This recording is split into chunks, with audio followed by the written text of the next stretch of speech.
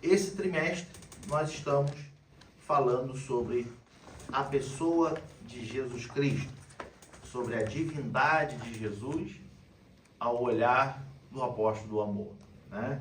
A lição de hoje é a lição de número 2, aonde nós temos o título O Novo Nascimento, ou seja, o ponto central da nossa lição hoje vai ser regeneração, tá? O novo nascimento, regeneração. Vamos ler o nosso texto básico, que se encontra no Evangelho de João, capítulo 3. Nós vamos ler do versículo 1 ao 9 e depois somente o versículo 16, que é considerado o texto áureo da Bíblia. João 3,16 é considerado o texto áureo da Bíblia.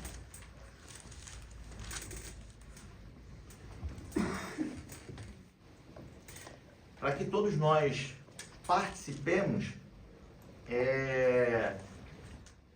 eu vou ler o primeiro, os irmãos o segundo, e assim a gente vai revezando, tá?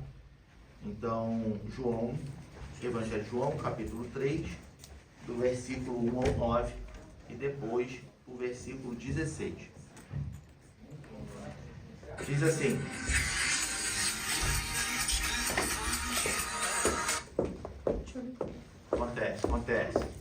Acontece com os melhores. Achou a revista? Ah, tá bem. Entrega para ela aí antes da gente começar a leitura.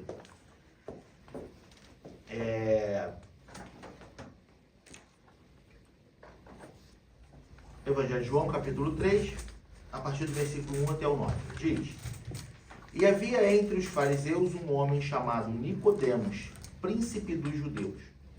Os irmãos. Este foi ter de noite com Jesus e disse: Rabi, bem sabemos que és mestre vindo de Deus, porque ninguém pode fazer estes sinais que tu fazes, se Deus não for com ele. Jesus respondeu e disse-lhe: na verdade, te digo que aquele que não nascer de novo não pode ver o reino de Deus. Disse-lhe Nicodemos: Como pode um homem nascer sendo velho? Porventura pode tornar a entrar no ventre de sua mãe e nascer? Jesus respondeu: na verdade, te digo que aquele que não nascer da água e do Espírito não pode entrar no reino de Deus. O que é nascido da carne é carne, o que é nascido do Espírito é Espírito. Não te maravilhes de te ter dito: necessário vos é nascer de novo. O vento assopra onde quer e ouves a sua voz, mas não sabes de onde vem, nem para onde vai. Assim é todo aquele que é nascido do Espírito. Nicodemos respondeu e disse: como pode ser isso? Versículo 16. Porque Deus amou o mundo de tal maneira que deu seu Filho unigênito, para que todo aquele que nele crê não pereça, mas tenha a vida eterna. Amém? Amados, no último domingo, nós vimos a divindade de Jesus Cristo, aonde João começa o Evangelho no capítulo 1, dizendo: olha, o Verbo estava com Deus, o Verbo era Deus, o Verbo se fez carne e o Verbo habitou entre nós. Então nós vimos, de fato, que Jesus Cristo, ele é eterno, ele é antes de todas as coisas. Como João, ele começa o Evangelho dizendo assim: olha, no princípio era o Verbo. E esse no princípio nós vemos que se trata exatamente do princípio de Gênesis 1:1. Então lá no princípio ele já era e já estava com Deus e ele era Deus. Então hoje nós vamos ver no capítulo 3 de João uma passagem que é bastante curiosa e ela se trata de um dos sermões ou sermãos de Jesus Cristo. Nós vimos no último sábado que o Evangelho de João, ele tem umas particularidades. E uma delas são esses sermãos que Jesus dá. Esse é o primeiro sermão que Jesus dá.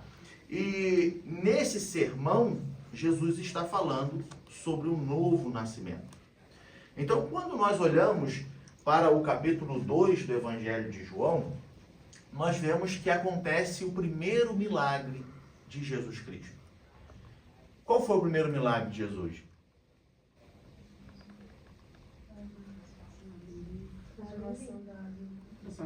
Transformação da água em vinho. Esse foi o primeiro milagre no ministério de Jesus. E a partir desse milagre, a notícia correu.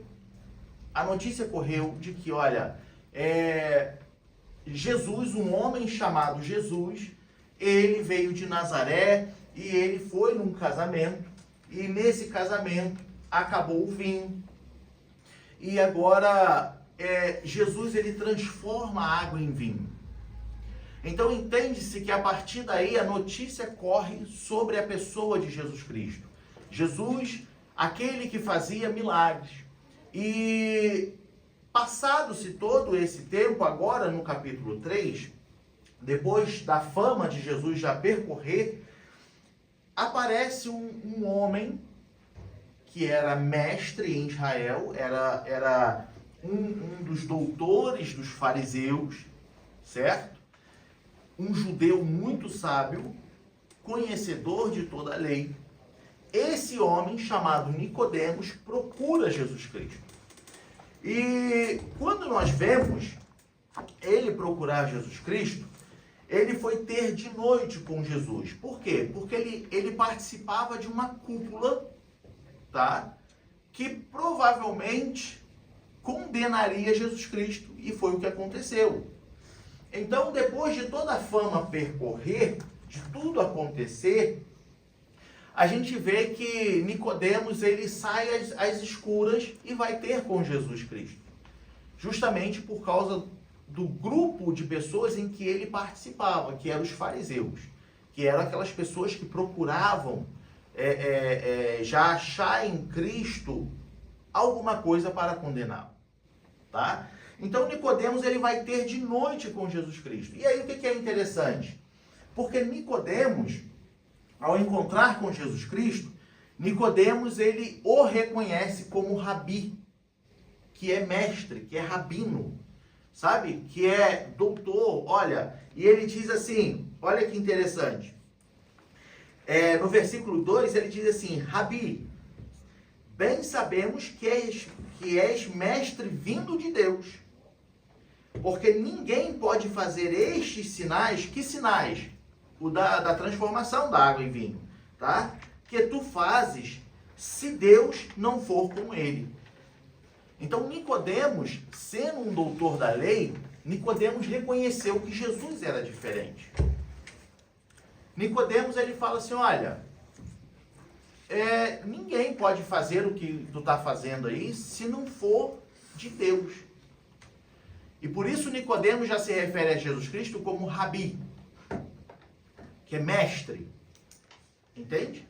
Nicodemos, ele reconhece ali Jesus Cristo como não sendo somente um homem. Nicodemos, ele já chega respeitando Jesus Cristo, porque Nicodemos, podemos dizer que Nicodemos, ele teve a sensibilidade de entender que, olha, para fazer essas coisas que você faz, somente se for vindo de Deus. Então tu não é qualquer homem. Tu é rabi. Tu és o mestre. E ali ele começa um diálogo com Jesus Cristo. Ali ele começa, então, uma conversa com Jesus Cristo. E nessa conversa, ele diz assim, quando ele reconhece Jesus Cristo, né, e diz Rabi, Jesus, ele responde a ele no versículo 3, na verdade te digo que aquele que não nascer de novo não pode ver o reino de Deus. Veja que Jesus, ele já dá uma resposta cortando Entende? Enquanto Nicodemos chegou e falou assim, olha, tu não pode fazer o que tu faz se tu não for vindo de Deus, né? E tal, e aquele reconhecimento, Jesus ele já corta. Jesus ele já chega e fala assim, olha só, se tu não nascer de novo, não pode entrar no reino de Deus. Porque Jesus sabia quem era ele. E se a gente conhece, a gente vê que ao longo de todo o ministério terreno de Jesus Cristo, Jesus ele combate os fariseus e em determinado momento chama de hipócrita. Né? E ele fala para os discípulos dele assim, olha, não sejam como os hipócritas, os fariseus, que se assentam na cadeira de Moisés, impõem um jugo sobre o povo que nem mesmo eles são capazes de viver. Que vão para as esquinas e oram com os braços estendidos para mostrar religiosidade.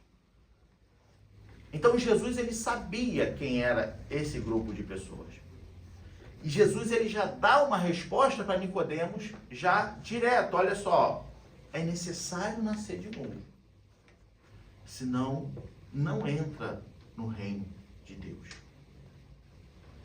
Aí começa todo o diálogo, porque no versículo 4, Nicodemos, ele questiona Jesus Cristo da seguinte forma. Pode entrar. Ele questiona Jesus Cristo da seguinte forma. Ele diz, como pode um homem nascer sendo velho? Porventura, pode tornar a entrar no ventre de sua mãe e nascer? Veja que ele, sendo um doutor da lei, como o próprio Jesus Cristo diz para ele, né? Ele sendo um doutor da lei, ele não tinha conhecimento do novo nascimento. Ele não entendia essas coisas. Por quê? Alguém arrisca dizer por que Nicodemos não entendia o nascer de novo?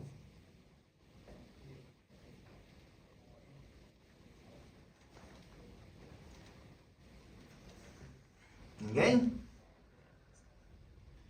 Porque os fariseus, essa cúpula de doutores, eles eram extremamente legalistas. Ou seja, era o que estava escrito na lei e ponto. Entende? Então, eles não tinham, vamos colocar assim, eles não tinham espiritualidade nenhuma. Eles eram extremamente legalistas. Portanto, o que Jesus fez em seu ministério terreno? Foi mostrar para eles que a lei é muito mais profunda do que eles estavam fazendo. Porque a lei falava assim, a lei diz, não adulterarás. Para eles, adulterar é cometer o ato de adultério. Mas Jesus veio e disse assim, olha, se tu somente pensar, tu já cometeu adultério. Para eles, não. Para eles, olha só, a lei diz que eu não posso adulterar, então eu não posso me deitar com outra pessoa, sendo eu casado. Tá? E Jesus fala, não é isso não. A lei é muito mais profunda do que isso. Porque se em teu coração, se no teu pensamento, tu desejar o próximo, tu já cometeu adultério. Entende? Como é que eles eram legalistas? Igual a mulher que eles queriam apedrejar por ter se deitado com outro homem. E a mulher estava lá, foi levada por eles para ser apedrejada. E aí Jesus Cristo chega e fala assim, olha, por que vocês querem apedrejar essa mulher? Ah, porque ela é uma prostituta, ela deitou com outro homem e ele era casado e tal. Eles não levaram o homem para ser apedrejado, levaram só a mulher. E a lei falava que isso era impuro diante de Deus. Esse tal ato era totalmente condenável diante de Deus. Por isso eles queriam apedrejá-lo. Ou seja, eles, dentro da lei, estavam certos. Só que o que Jesus fala? Jesus fala assim, olha, quem aí não tem pecado? Quem não tiver pecado, atire a primeira pedra. E aí aqueles homens caíram em si. Por que a gente vai apedrejar ela por causa do pecado, se a gente também tem pecado? Então, entende como é que eles eram extremamente legalistas? legalista é a pessoa que segue ao pé da letra a lei, mas não consegue enxergar a amplitude dela. Então, na expressão, é aquela pessoa que é preto no branco. Não, tem que ser assim, é assim, assim. Tá, mas abre, sai da caixinha, olha para o lado de fora e vê como é que é muito mais do que isso. E foi isso que Jesus mostrou. Portanto, Jesus ele fala assim, olha, eu não vim mudar a lei, mas vim cumpri-la.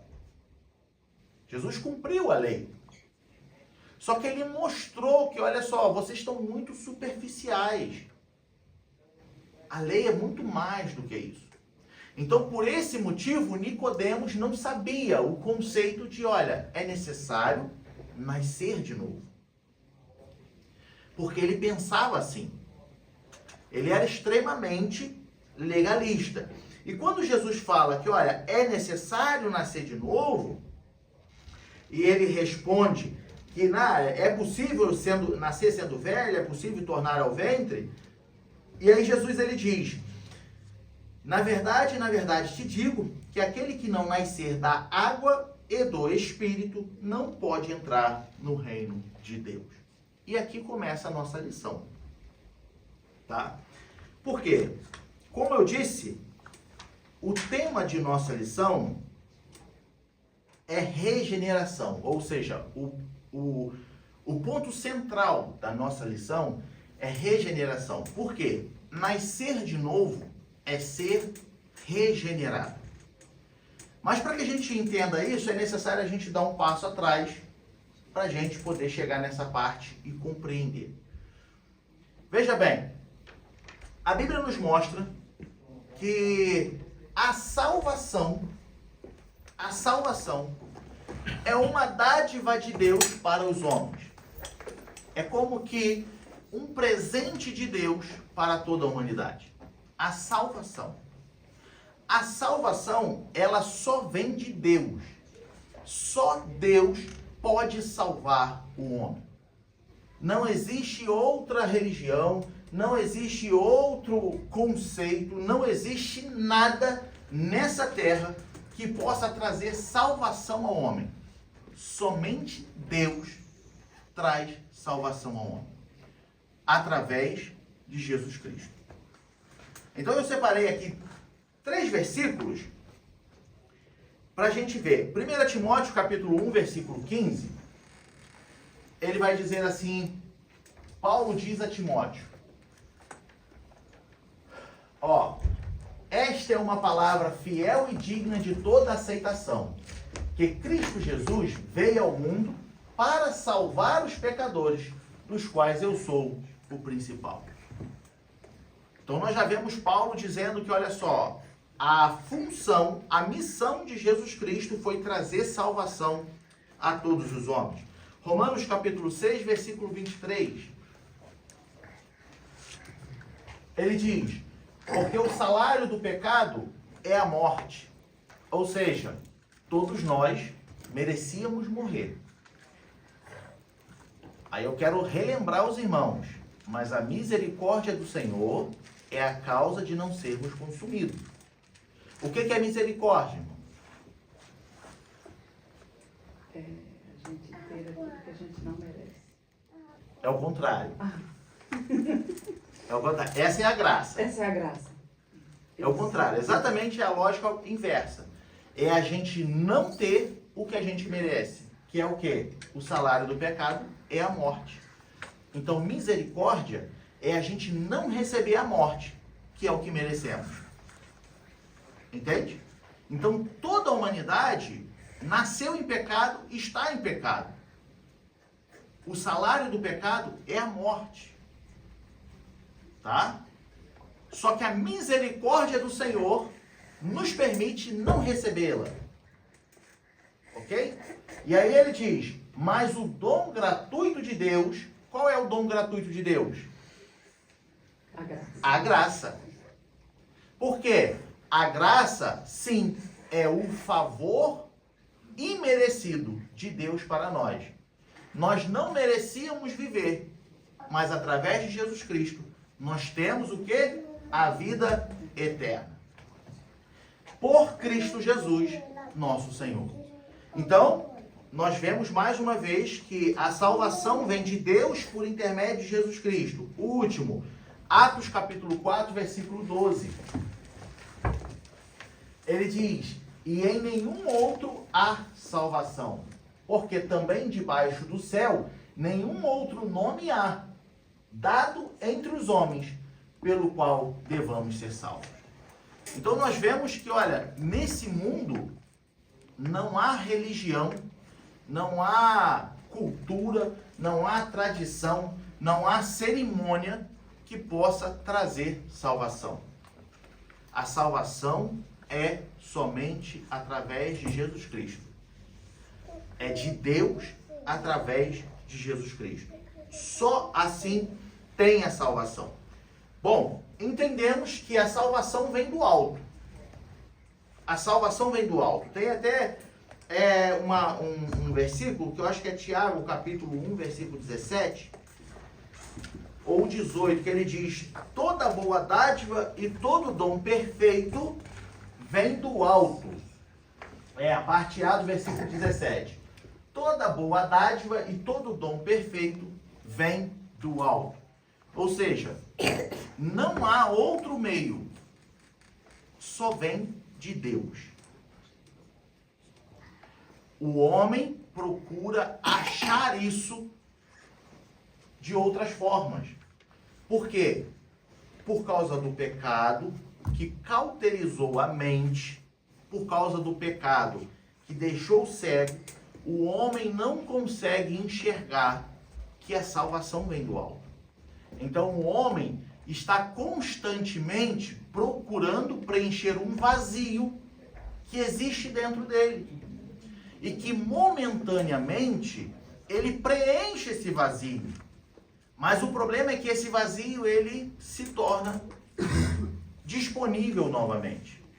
Então o homem vai procurar preencher esse vazio através de outras culturas, de outras religiões, de outros costumes, de outras cerimônias. Vai procurar alegria, vai procurar prazer em muitas outras coisas. Só que no fim do dia, aquele vazio é como uma fumaça que some. Ou melhor, aquele preenchimento do vazio é como uma fumaça que some.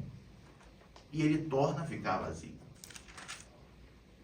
E só Deus preenche esse vazio no coração do homem. Só Deus traz o regozijo. Só Deus traz a paz que excede todo entendimento. Só Deus. Então é o que Tiago está dizendo. Toda boa dádiva e todo dom perfeito vem do alto. Vem de Deus. Tudo bem até aí? Alguma pergunta? Algum comentário?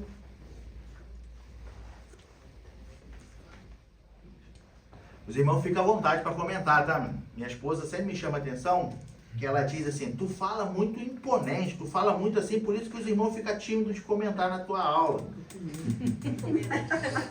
Ela fala: não é não, ela é sim, é sim.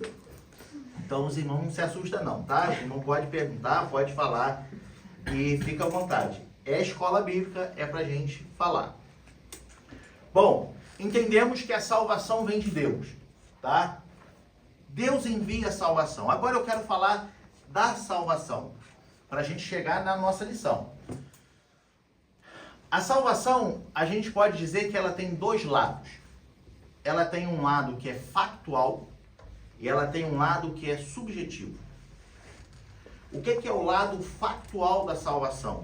É o lado que é um fato. A salvação veio de Deus. Deus mandou a salvação no mundo.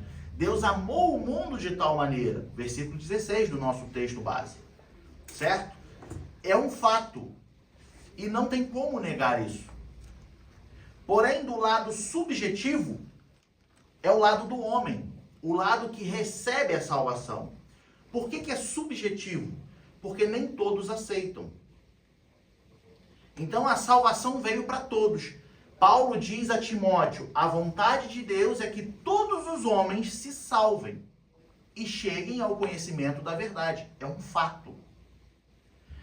Cristo não morreu especificamente para um grupo de pessoas. Não.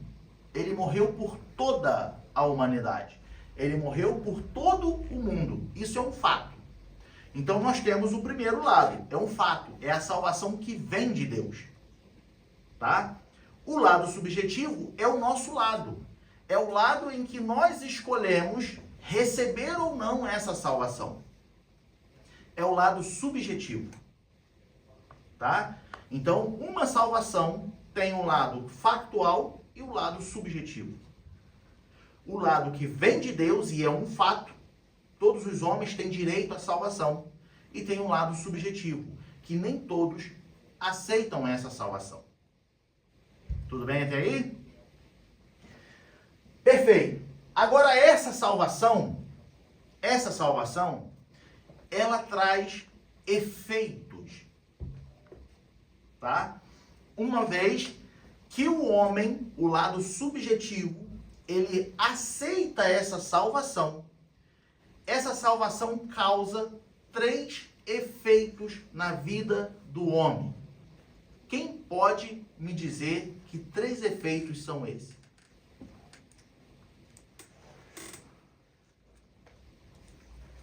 A partir do momento que o homem aceita a salvação. Isso. Primeiro, eu diria que talvez seja o renascimento, o nascer de novo. Está ligado com um dos efeitos. Um dos efeitos. Não está errado, ele está ligado com um dos efeitos. Mas tem 3 nomes. Arrependimento. Não. Não.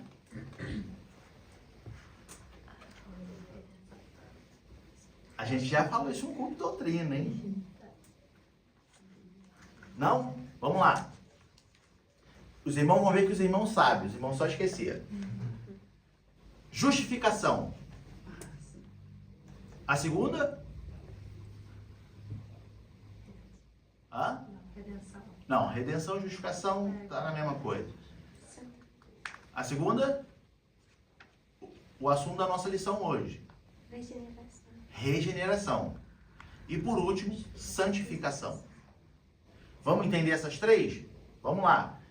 Uma vez que a salvação, olha, confessei a Cristo como Senhor, reconheci que Ele morreu por mim na cruz do Calvário. Recebi a salvação. Agora essa salvação, ela causa esses 3 efeitos na minha vida, tá? Para com Deus. Primeiro, sou justificado. O que é ser justificado? É ser tornado inocente. Por quê? O salário do pecado é a morte, não é isso? Agora, justificado, nós somos inocentados do pecado. Nós somos inocentados da morte.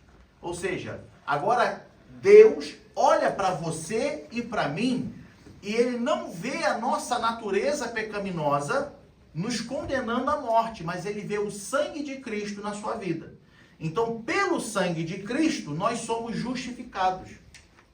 Porque Deus olha para você agora e para mim e Ele te vê como inocente. Tá? Porque a justificação é inocentar, é te tornar inocente. Imagina você diante de um juiz no tribunal e você está lá sendo condenado por alguma coisa que você não fez. Tá? E aí chega o advogado e esse advogado ele mostra para o juiz de que, olha só, não, aquelas pessoas que estão na ADM Berlim, elas não têm culpa desse pecado. Então o juiz ele bate o martelo dizendo assim, tá, então estão todos inocentados, mas por causa do advogado.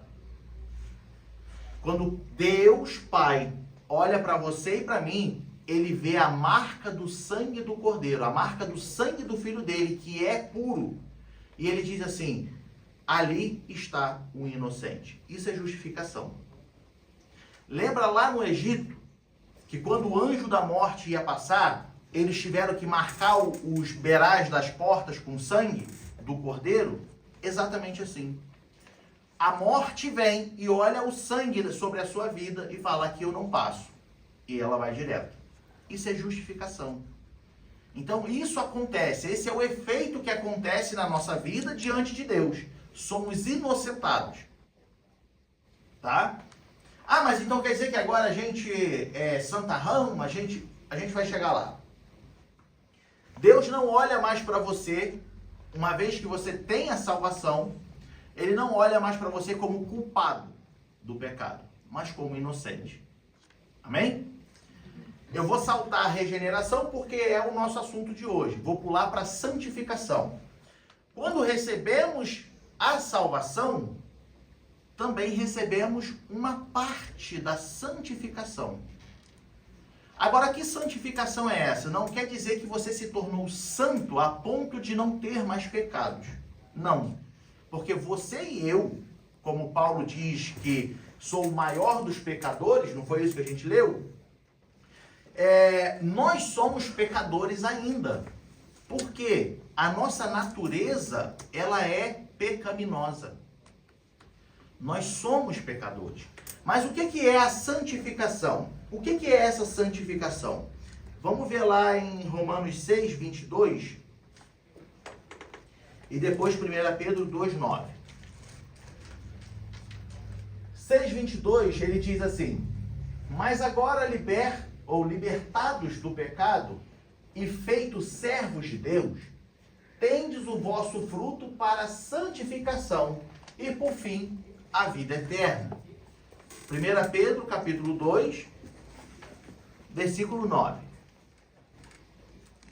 Mas vós sois a geração eleita, o sacerdócio real, a nação santa, o povo adquirido, para que anuncieis as virtudes daquele que vos chamou das trevas para a sua maravilhosa luz.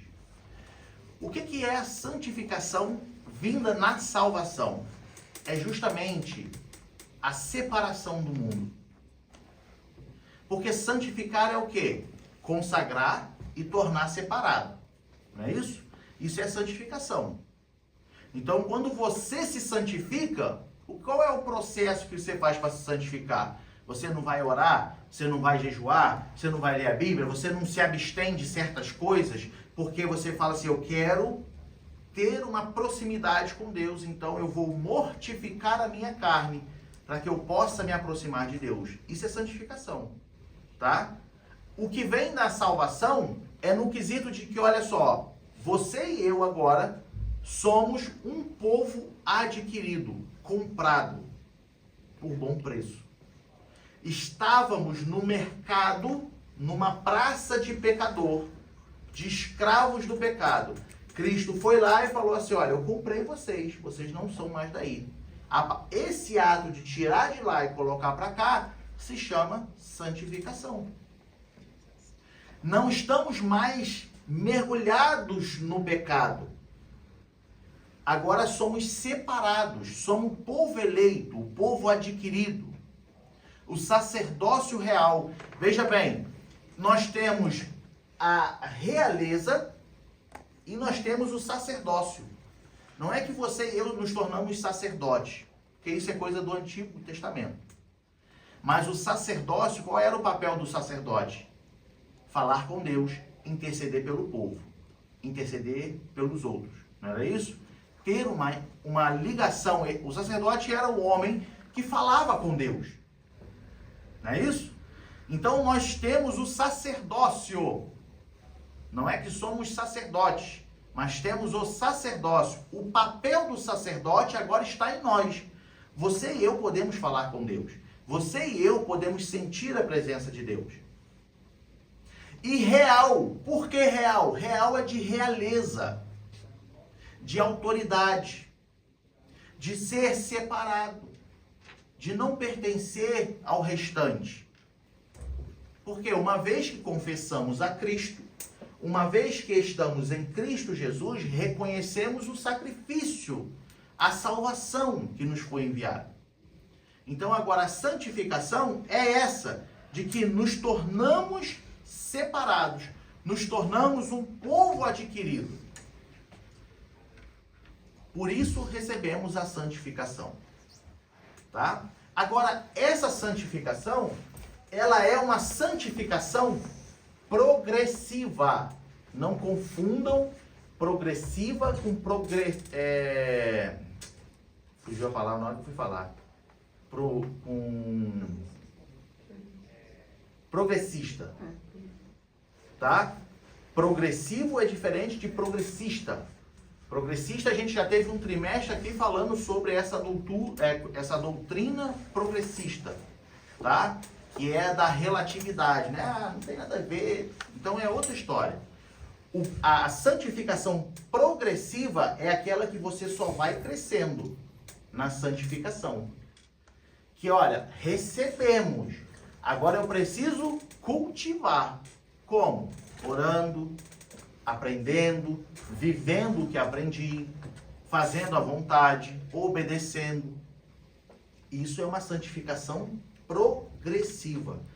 Fomos santificados, agora eu cultivo essa santificação e vou vivendo como santo. E santo, de novo, não que eu não peque, mas santo porque sou separado, sou comprado por um bom preço. Tudo bem até aí? Amém? Então vamos entrar na nossa lição. Um ponto que eu anotei aqui e esqueci de falar em relação à justificação é a morte de Cristo nos redimiu. Pela morte nós fomos redimidos. Porque para ter o perdão do pecado era necessário haver derramamento de sangue. Tá? Então a Bíblia diz assim, olha, sem derramamento de sangue não há remissão de pecados. Tudo bem até aí? Então Jesus morreu. Ele disse, Pai, está consumado. E morreu. Ali houve a remissão dos nossos pecados. Agora, a justificação, ela só veio por causa da ressurreição. Se Jesus não ressuscitasse, não haveria justificação. Então ele morreu, derramou o sangue. Os pecados estão perdoados. Agora, com a ressurreição, ele nos justifica. E vamos ler esse versículo? Romanos capítulo 4, versículo 25. Olha lá, ele diz, o qual por nossos pecados foi entregue. Então, como eu disse, sem derramamento de sangue, não há remissão de pecado. Então, pelo pecado, ele foi entregue, morreu e ressuscitou para a nossa justificação. Então, veja bem, vamos ilustrar. É como se Jesus morresse, né? Não que morresse, ele morreu. Jesus morreu na cruz, derramou sangue, o pecado está perdoado. Agora ele ressuscita e vai diante do Pai e fala assim, já paguei o preço, o sangue foi derramado, estão todos perdoados. Isso é justificação. Se Jesus não ressuscita, ele não seria o nosso advogado para falar, estão todos justificados, estão todos inocentados, porque o sangue já foi derramado. Entende? Tudo bem até aí? Amém? Beleza. Então vamos voltar para a nossa lição, porque nós falamos dos dois efeitos da salvação. Pulamos a regeneração. Então a salvação, ela tem 3 efeitos: justificação, regeneração e santificação. Esses são os efeitos da salvação. Justificação já entendemos, santificação já entendemos. Regeneração, a nossa lição de hoje. O que é a regeneração? A regeneração, ela é o novo nascimento. Tá? Veja bem, você e eu fomos gerados no ventre de nossa mãe. Certo? Você e eu não fomos criados. Você e eu fomos gerados. Assim como Jesus foi gerado pelo Espírito Santo no ventre de Maria. Tá? E assim você e eu somos gerados. Então, fomos gerados, nascemos. Certo? O que é o novo nascimento? É ser gerado novamente. Por isso o nome regeneração. regeneração, tá? Então, uma vez que nascemos na carne, que é o que Jesus fala para Nicodemos no versículo 6 do Evangelho de João 3, né? Ele diz assim: o que é nascido da carne é carne, o que é nascido do Espírito é Espírito. Pode falar. A regeneração, vamos supor, uma criança que nasce num lar evangélico, e ela desde pequenininha está no lar evangélico. Ocorre essa regeneração com ela também? Sim, tem que ter, porque a regeneração ela vem por meio da salvação, e a salvação só vem por meio do reconhecimento, arrependimento e reconhecimento de que Cristo morreu na cruz. Tudo bem? Não é porque minha filha está crescendo num lar cristão, que ela também não tenha que reconhecer. Entendeu?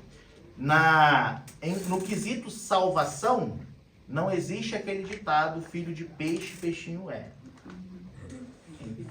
É individual. Entendeu? Então não é porque você e eu criamos os nossos filhos no caminho, que ele também não tenha que confessar a Cristo como Senhor. A Júlia confessou a Cristo como Senhor. Assim como o Daniel, filho do Diego, também confessou a Cristo como Senhor. Mas qual é a idade mesmo? Para reconhecer a partir do momento que ele entende. O batismo é que a gente define uma idade, porque aí já é uma outra noção que ele precisa ter. Entendeu? Agora, confessar a Cristo, reconhecer que, olha, não, eu sou filho de Deus e olha, Jesus é o meu Senhor. Isso a partir do momento que ele entender. Só que aí é que está um detalhe dentro da sua questão. Como que eu tenho apresentado Jesus dentro de casa? Entende? Porque às vezes eu posso ser pastor, mas dentro de casa nem a Bíblia eu pego para ler com a minha filha. Entende? Você e eu podemos ser cristãos, mas às vezes nenhuma oração dentro de casa com o meu filho eu faço. Então como que ele vai entender isso? Tá? Então, por exemplo, com a Júlia, nós, por algumas vezes, nós sentamos e falamos com ela, olha só, tem Deus, tem Jesus, tem salvação, e se não se salvar, tem condenação. Entende? Então, cabe a nós, como pais, apresentar Cristo para os nossos filhos. Que aí a gente abre um parênteses aqui e a gente entra naquela questão de que tem pais que falam assim, vai para a igreja. Vai lá se encontrar com Deus. Isso sendo cristão, tá? Vai para a igreja, porque lá tu vai ter um encontro com Deus. Mas começa dentro de casa. Nós, sendo cristãos, começa dentro de casa. Então, a forma como nós apresentamos Deus para os nossos filhos é que diz que é o que faz ele entender que, olha só, sim, eu reconheço que eu preciso de Cristo na minha vida. Entendeu? Então, a partir desse momento, sim, ele é gerado de novo, ele nasceu de novo. A salvação, ela trouxe agora essa regeneração, tá? Só que vamos lá, isso é um assunto muito amplo para a gente tratar aqui em 40 minutos, por exemplo. Então a gente precisa ser bem objetivo. A gente levou 8 meses falando só disso no culto de doutrina. Mas, por exemplo, não quer dizer que uma vez regenerado, é regenerado para sempre. O que isso quer dizer? Aquele velho ditado, uma vez salvo, salvo para sempre. Não. Entende? A questão é o seguinte, uma vez que você confessa a Cristo como Senhor, a tua salvação está garantida. Tá? Porém, agora, você precisa lutar para manter a tua salvação garantida. Entende? Uma prova disso é o ladrão na cruz. Ele reconheceu a Cristo naquele momento. Ele se arrependeu naquele momento. E ele disse assim, olha, quando tu entrar no paraíso, lembra-te de mim.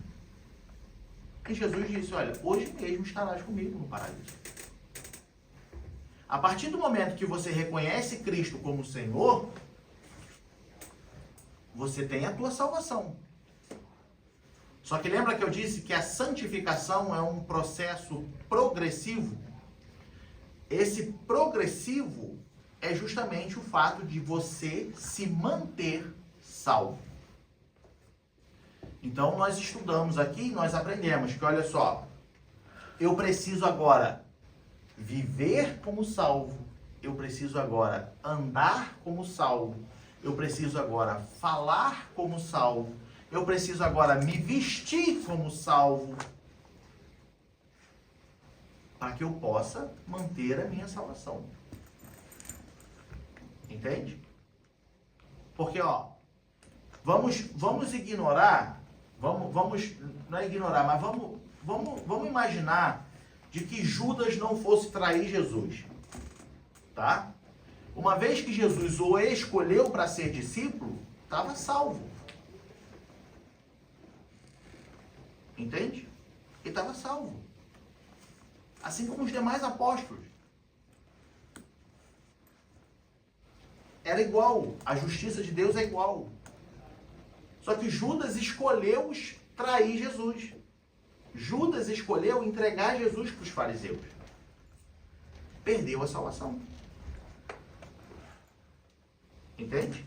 Ah, mas já era premeditado, Jesus já sabia. Sim, tem todo essa onisciência envolvida. Tá? Mas, logicamente, é isso.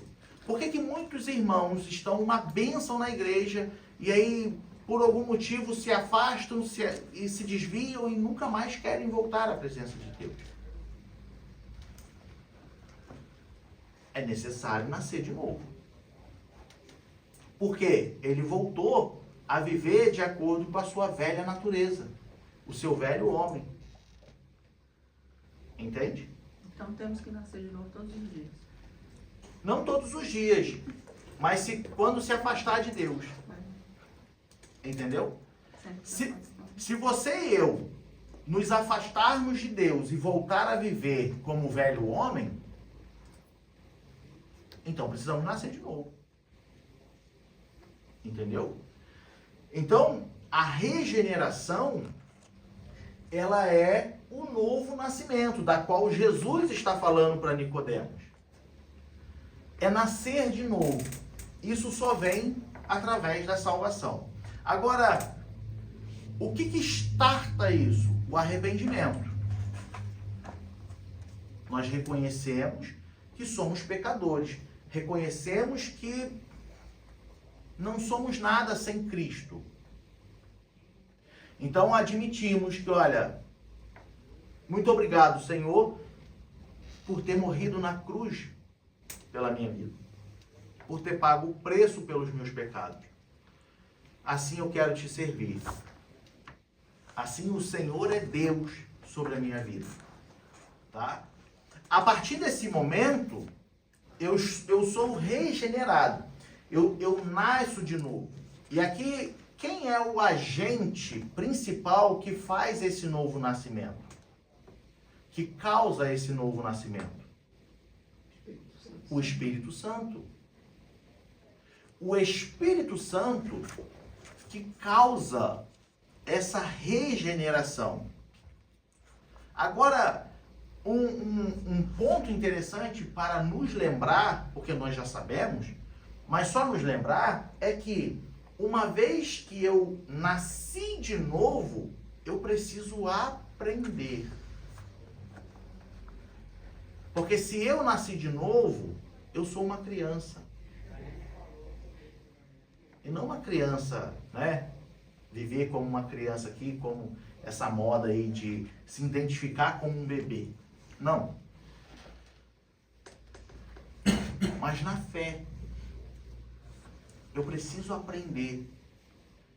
Aí, aonde que pega? Aquela pessoa que ela cresceu na igreja e ela passou praticamente maior parte da sua vida na igreja, aí ela se desvia, aí ela volta a fazer tudo que é abominável aos olhos do Senhor, tudo que é condenável aos olhos do Senhor.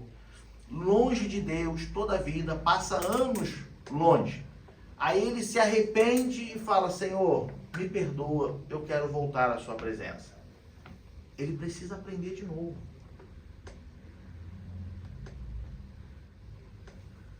Mas ele já passou a maior parte da vida dele na igreja.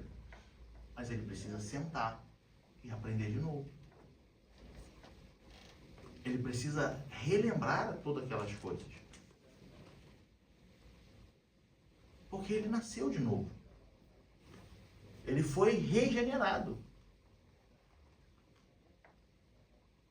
Então nós vemos que, dentro desse parêntese, nós vemos que muitas pessoas, elas se convertem, e isso não é geral, tá? É um ou outro, são casos isolados, mas acontece frequentemente, de pessoas que acabam de chegar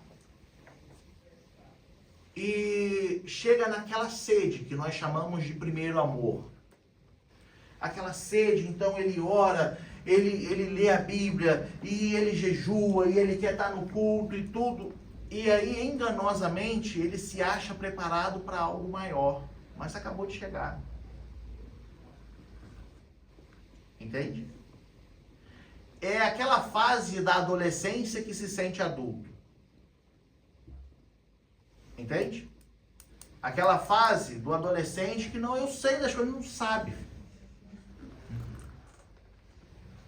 Minha filha esses dias queria ir na piscina. Foi na piscina.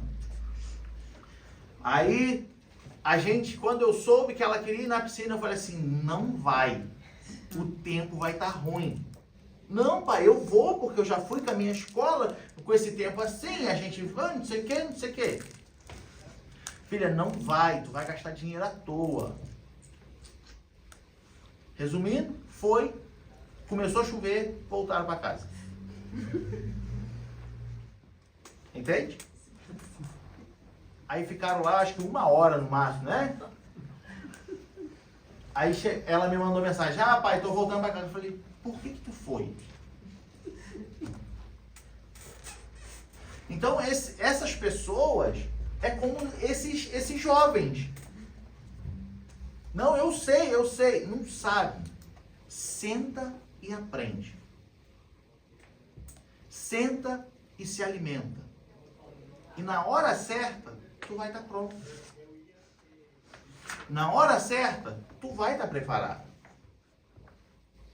O fato de termos essa sede, né? Essa chama do primeiro amor, essa vontade de tudo. Eu quero cantar, eu quero orar, eu quero jejuar, eu quero ler a Bíblia. Isso é impacto, efeito do que aconteceu na sua vida. Isso é louvável. Cultive isso.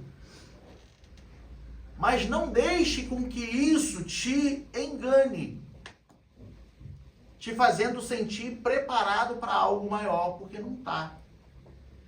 Porque são nessas horas em que nós nos achamos preparados, aí a gente se depara com uma decepção, com um escândalo, e a gente fala: ué, mas não é assim.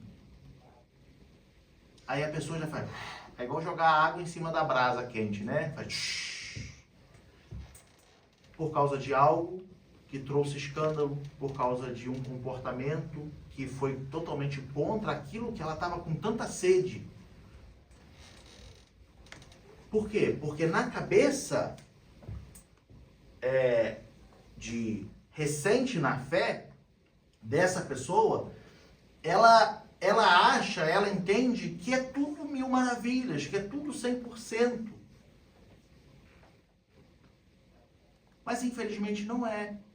E desde que a igreja começou a ser igreja, que nós vemos os apóstolos combatendo pessoas que querem enganar a igreja. Então é por isso que precisa sentar e aprender.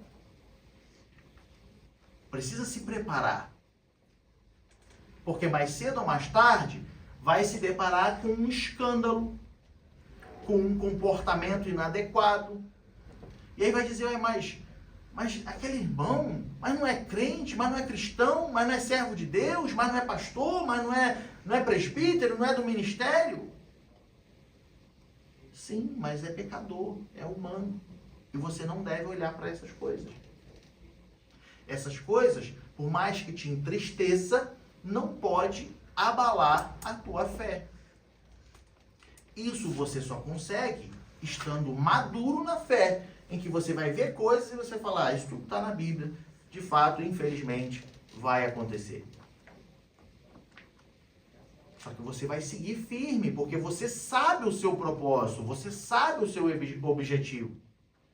Porque você já não é mais um nécio, você já não é mais como que um indouto, você não é mais como uma criança na fé, mas você já tem uma maturidade, em que por mais que te assuste, você vai falar, Senhor, tem misericórdia, e você vai seguir o seu caminho. Agora, um novo na fé, ele vai olhar esse escândalo, e ele vai falar, mas é isso que é a igreja? Na nossa congregação lá no Brasil, aconteceu isso com algumas pessoas. Mas é assim? Mas não é crente, não é cristão? Não canta, não ora? Por que fez isso? É literalmente, amados, a consciência de uma criança inocente. Entende? Quando nós temos lá os nossos filhos, né? E aí naquela fase dos 3, 4 anos, que a criança já está interagindo, né? E aí, só que ela é muito inocente. E aí você vai brincar com ela e você engana ela e ela fica assim. Ué? E aí muitas crianças choram, porque ele me enganou. Entende? E aí quando ela vai ganhando uma certa idade, ela já entende que aquilo é uma brincadeira. Que tipo assim, tu me enganou, eu vou te enganar também. E ela passa como se é uma brincadeira, e passou. Porque ela já entendeu. Assim é o crente na fé.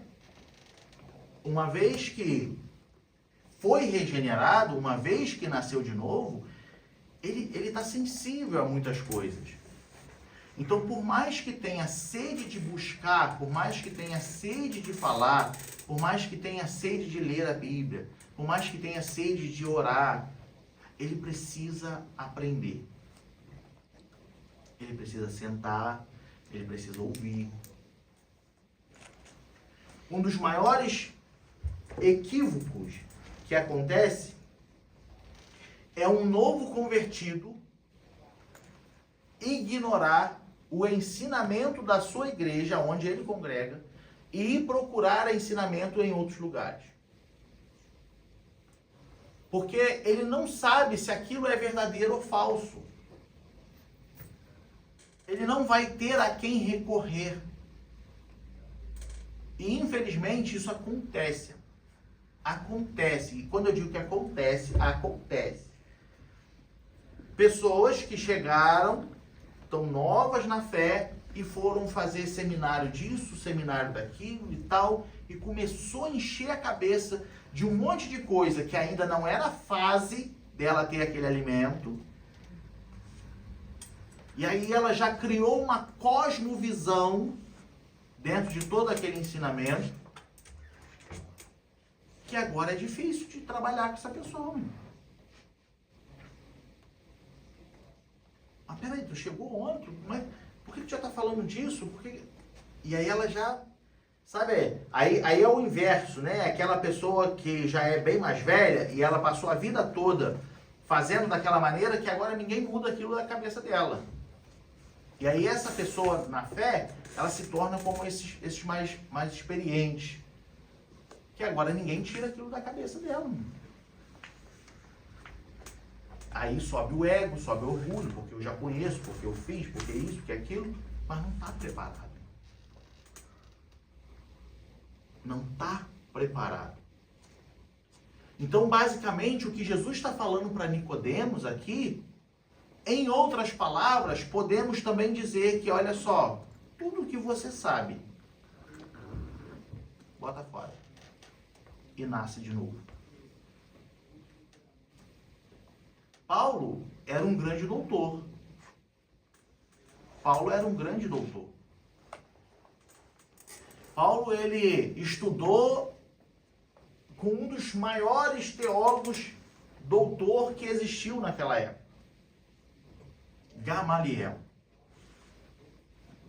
Paulo, ele tinha um conhecimento absurdo e em uma de suas cartas ele fala assim, olha, por muito tempo eu defendi o que achava certo fazendo errado, que era perseguir a igreja. Então veja bem, na cabeça de Paulo, ele perseguia os cristãos, ele perseguia a igreja, matava, porque para ele estava certo de que, olha, eles são uma seita, isso tem que morrer. Ele estava convicto, porque ele era doutor, ele tinha conhecimento. Ele sabia letra por letra. Então ele se dedicou a defender a honra da lei. Só que depois que ele tem um encontro com Cristo, ele considera todo esse conhecimento como estrume, como esterco. Acha esse versículo para mim, por gentileza. Me fugiu a referência dele. Que Paulo considera como esterco.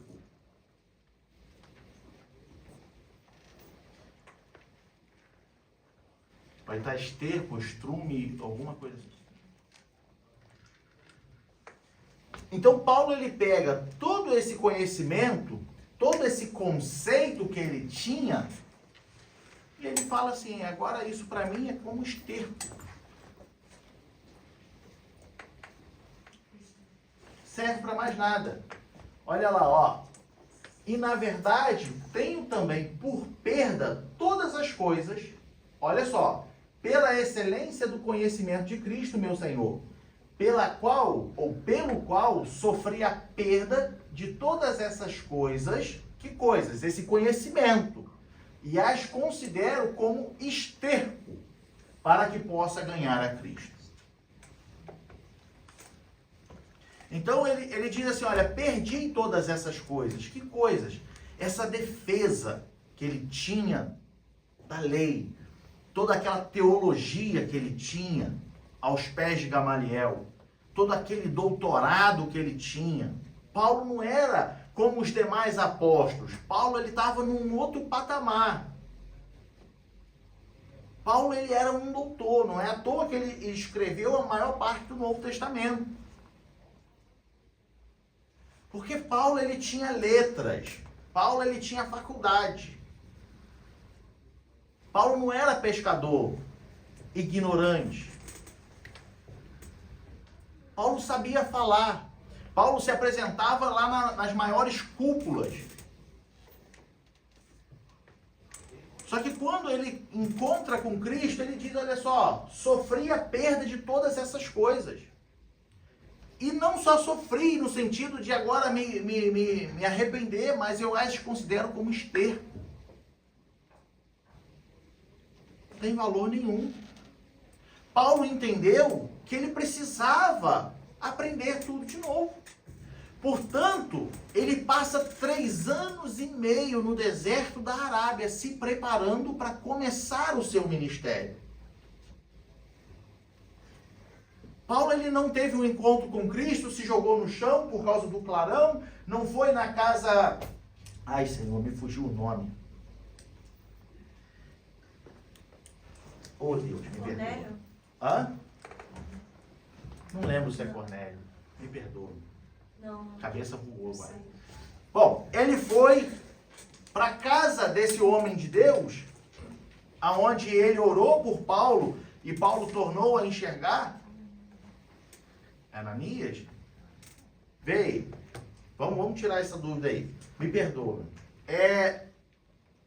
Onde ele orou por Paulo, e Paulo voltou a enxergar. Só que Paulo já não saiu dali e foi fazer o que ele fez. Não. Paulo, ele foi para o deserto da Arábia. E lá se preparou. 3 anos e meio. 3 anos e meio, Paulo ficou se preparando, até que voltasse para Jerusalém e começasse então o seu ministério. Portanto, é nessa volta para Jerusalém que todos ficam com medo. Que a notícia é quem? Ananias? Ananias. Ele vai para a casa de Ananias, Ananias ora por ele, ele volta a enxergar. E assim ele começa então a preparação do seu ministério. E a notícia corre: aquele que nos perseguia agora é conosco. E aonde Paulo chegava agora, muitos o recebiam, mas muito tinha medo dele, falando: será que esse homem não está fingindo? Porque a história nos mostra que Paulo ele arrastava mulheres pelo cabelo, crianças, e matava, espancava, jogava em prisões. E agora, como que pode esse camarada estar sentado aqui no nosso meio, falando daquilo que nós defendemos e que ele perseguia? Mas isso é uma outra história. Mas veja bem, Paulo considera, olha, eu preciso aprender. E aí você vê que lá na carta de 1 Coríntios, ele fala assim: aquilo que eu aprendi do Senhor e também vos ensinei. Entende? Ele não diz assim, aquilo que eu sei porque eu estudei, aquilo que eu sei porque quando eu era aluno de Gamaliel, eu me formei e tenho conhecimento. Ele diz assim, o que eu aprendi do Senhor e também vos ensinei. Porque Paulo entendeu que, olha, nasci de novo. Então, eu vi que tudo que eu achava que sabia não era o que realmente eu precisava saber. Isso é um exemplo de regeneração, não é, pastor? Exatamente. Porque ele era uma pessoa doutorada, né, de destaque naquela época, mas ele sentiu que aquilo não era nada. Ele se anulava para receber aquilo que Deus tinha de novo para dar para ele. Exatamente. Exatamente, ele viu assim, olha, passei a minha vida toda acreditando ser algo certo e agora eu vejo que estava tudo errado. Preciso aprender de novo. Isso confunde a gente às vezes, porque às vezes a gente fica vendo o que os outros vê da gente, o que os outros, as pessoas, acham da gente. Nossa, Maria, uma pessoa, uau, está estudando, está fazendo um auspício, mas isso pode não ser nada, né? O importante é aquilo o que Deus está vendo dentro de nós, né? Exatamente. O que Ele tem para nós e até que ponto que a gente consegue tirar não levar em consideração isso, mas sim a vontade de Deus. Essa é uma habilidade que a gente só consegue estando sensível a Cristo, pelo Espírito Santo. Né? Que aí é o que eu posso denominar de soberba e ego. Né? Que é o que muitas pessoas se tornam soberbos. Porque fez uma faculdade, porque tem tantos cursos, porque tem tantos diplomas. E aí, eu já falei isso aqui outras vezes, eu estava vendo numa apresentação de um pastor, né, ia pregar, e aí o pastor dirigente estava apresentando esse pastor que iria pregar. E aí ele deu todos os títulos desse homem. Mas sem brincadeira, ficou uns 2 minutos falando os títulos desse homem. Mas em momento sequer se referiu ao homem como servo de Deus. Por quê? Por mais que a gente tenha títulos, o que importa é ser servo de Deus. Que é o que a nossa irmã está dizendo. É saber separar. Veja bem, você pode estudar, você pode ter todas as formações que lhe for possível ter, porque conhecimento não ocupa espaço. Então estude. Mas nunca se esqueça que você e eu somos servos. Aleluia. De Deus. É servo. Entende?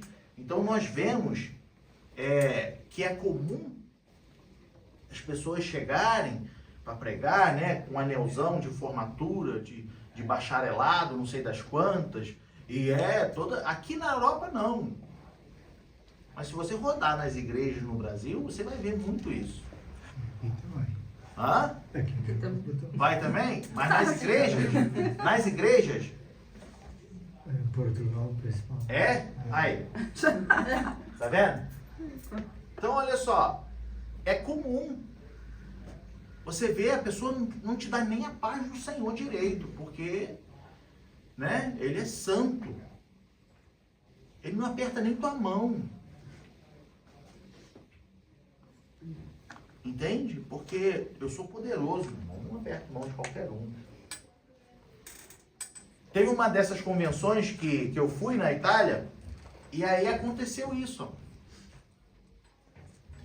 O cidadão passou, cumprimentou quem era da cúpula, abraçando, rindo, e quando me estendeu a mão para me cumprimentar, ele comentou assim: Pai, senhor. Foi assim mesmo, não estou exagerando. Entende? Por quê?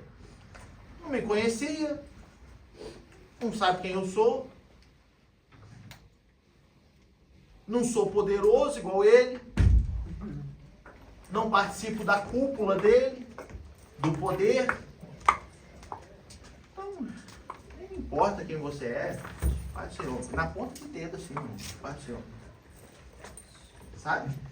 Infelizmente, isso existe. Infelizmente, isso existe. Aí é disso que eu estou falando, que se você e eu somos recém-nascidos na fé, a gente vai se entristecer.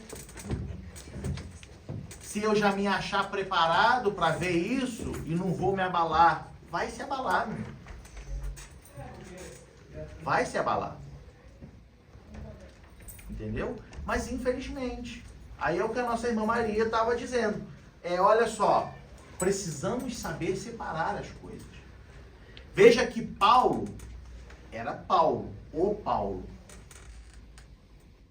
Mas em todas as cartas que Paulo começa, ele não começa falando que ele é apóstolo. Ele começa falando assim: Paulo, servo de Deus, apóstolo de Jesus Cristo. Aleluia. Título vem por último. Primeiro é o seu nome. Primeiro é o seu nome. Seu título diante de Deus. Entende? Então, primeiro é o nome. E se tu tem algum título e seja conveniente falar, você fala, mas não vai somar em nada. Seu título não vai somar em nada. Você dizer quem você é, né, diante da igreja, porque eu sou formado, eu tenho bacharel em teologia, sou doutorado, né, especializado em escatologia, porque... Tá. E aonde que tu é servo no meio disso tudo? Entende? Então, amados, Paulo sendo Paulo, ele soube separar. Ele falou, ó, toda essa minha formação é esterco. Tudo isso é esterco. Agora eu sou servo de Deus. Sou servo de Cristo. O Espírito Santo que nos causa, que nos proporciona essa regeneração, tá? Por que precisamos ser regenerados? Por que nós precisamos ser regenerados? Porque se a gente não for regenerado, a gente continua na mesma, com a mesma, da mesma forma, a viver da mesma forma que nós vivíamos antes de aceitar a Jesus Cristo como Salvador. Então, por causa do Pecado. Nós precisamos ser regenerados por causa do pecado. Paulo ele diz, por um homem entrou o pecado no mundo e por causa disso todos pecaram. Você quer falar ainda? Não. Ah.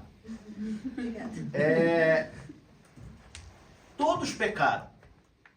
Então, por causa do pecado, é necessário ser regenerado. Porque aquela essência que o homem tinha antes da queda, caiu. Agora precisa ser reconstruído. Precisa ser feito novamente. Só que qual é o detalhe agora, diferente de antes da queda? É que agora somente o nosso espírito é regenerado. Nós não somos regenerados ainda por completo. Hoje, só o teu e o meu espírito que é regenerado. O Espírito Santo de Deus, ele só fala com o teu espírito e você só sente a presença de Deus pelo Espírito Santo por causa dessa regeneração. Senão você e eu não sentiríamos a presença de Deus. Mas veja bem, o que Paulo diz? Que a carne luta contra o Espírito e o Espírito contra a carne. Esse Espírito não é o Espírito Santo não, mano. É o teu Espírito, o meu Espírito. Porque ele foi regenerado, mas a carne não. Então, o tempo inteiro, a carne quer combater o Espírito e o Espírito quer combater a carne. Aí o que ele diz? O Espírito está pronto, mas a carne é fraca. Fraca porque não suporta os desejos da carne. Porém, se torna forte se eu não combatê-la com o meu Espírito. Entende? Então, hoje, você e eu temos o espírito regenerado. É de dentro para fora. O nosso interior está regenerado. Agora, quando seremos totalmente regenerados? Só na glória. Na volta de Jesus Cristo. Aí João vai escrever lá na sua primeira epístola, que ele vai dizer assim... seremos totalmente transformados e assim como ele é, nós o veremos. Aí sim teremos o nosso corpo transformado, assim como o nosso espírito é hoje. É 1 João, capítulo 2 ou capítulo 3. O nosso corpo será transformado quando Jesus voltar para buscar a sua igreja. Naquele momento, teremos também a regeneração do nosso corpo. Aí você entende por que hoje você e eu não conseguimos ver a Cristo? Por que nós não conseguimos ter a capacidade de ver a Deus? Ele é santo e nós somos. A nossa natureza é pecaminosa. A nossa natureza é pecaminosa. Entende? Achou ali? Amados, agora somos filhos de Deus.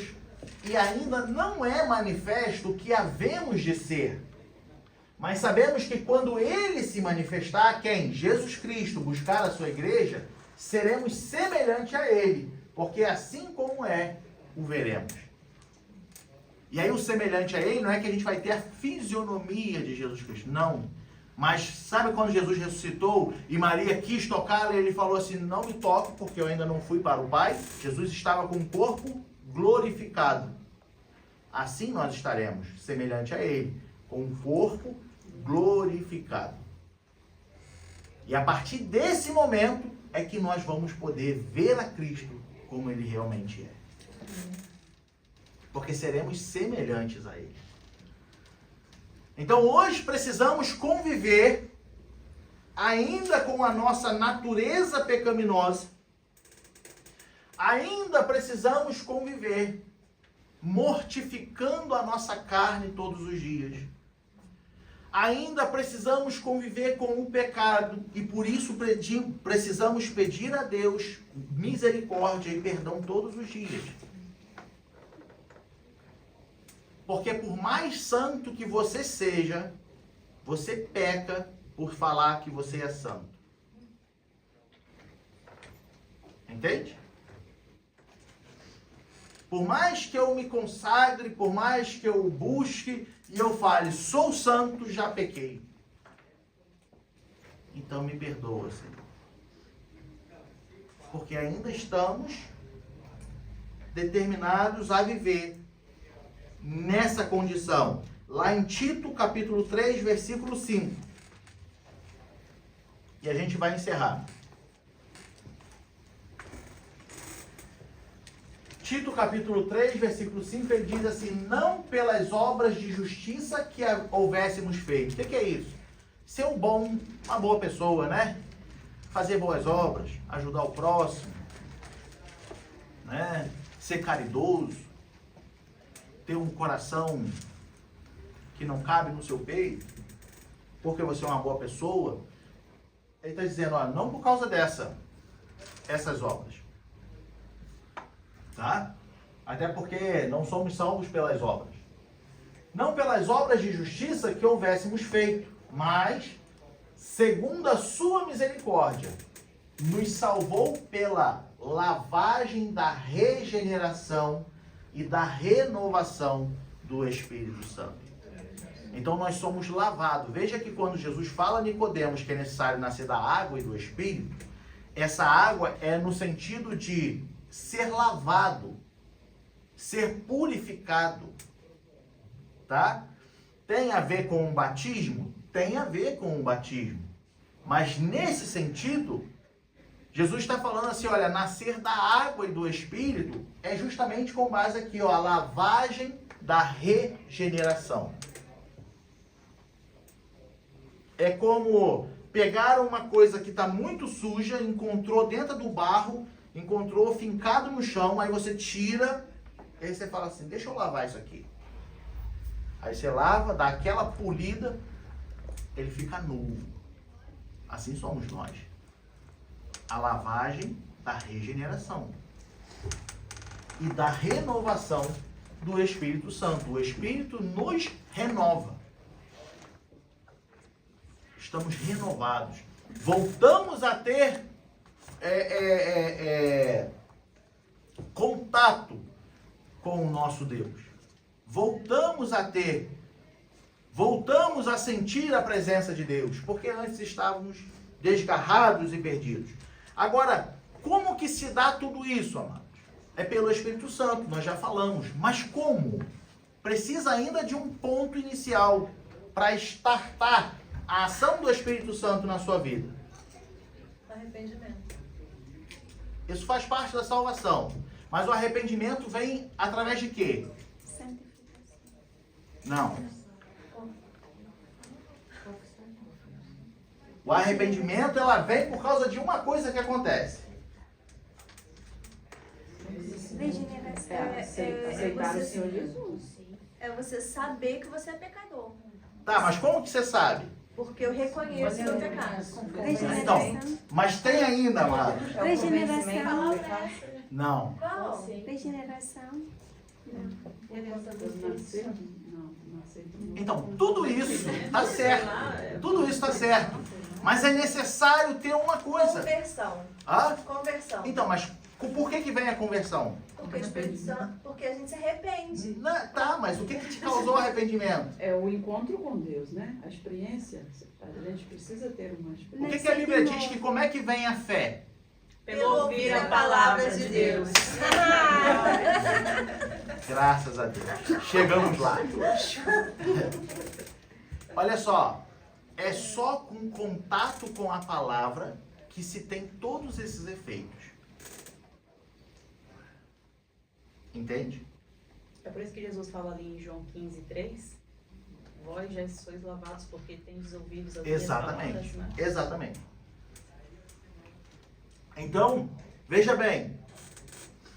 A palavra de Deus é que causa tudo isso. 1 Pedro capítulo 1, versículo 23.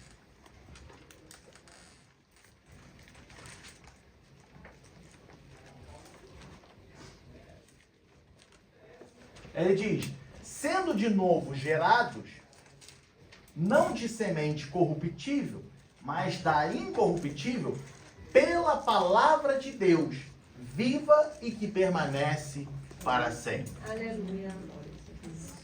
Aí por isso o escritor aos Hebreus vai escrever no capítulo 4, versículo 12 de Hebreus. Aquele versículo que nós conhecemos. Porque a palavra de Deus é viva e eficaz e mais penetrante do que qualquer espada de dois gumes e penetra até a divisão da alma e do espírito. E olha que eles estão entrelaçados, tá? E das juntas e medulas, e é apta para discernir os pensamentos e a intenção do coração. Todo esse efeito que nós estamos falando aqui, ela começa a partir do ouvir a palavra. A fé vem pelo ouvir. E ouvir o quê? A palavra de Deus. Amém? Amém. Alguma pergunta, algum comentário?